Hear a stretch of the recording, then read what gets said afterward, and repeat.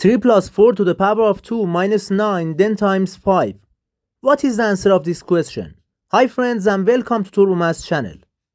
To solve this question, we need to follow a rule which is PEMDAS. PEMDAS shows the priority of the mathematical operations. If you don't pay attention to this rule, you get the wrong answer. In this rule, P stands for parentheses, E stands for exponent, M stands for multiplication, D stands for division, A stands for addition, and S stands for subtraction. Remember that the multiplication and division have the same level of priority. Also, addition and subtraction have the same priority. When we have both in an expression, we start from the left and simplify. According to this rule, first we simplify the parentheses. 3 plus 4 equals 7. 7 to the power of 2 minus 9, then times 5.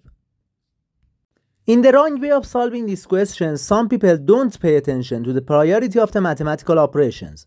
They start from the left and simplify. 7 to the power of 2 equals 49, and in the new expression, they simplify this part. After that, they do the multiplication and they say the final answer is 200. But it's definitely wrong. Let's solve it step by step together. According to the PEMDAS rule, first we simplify the exponent.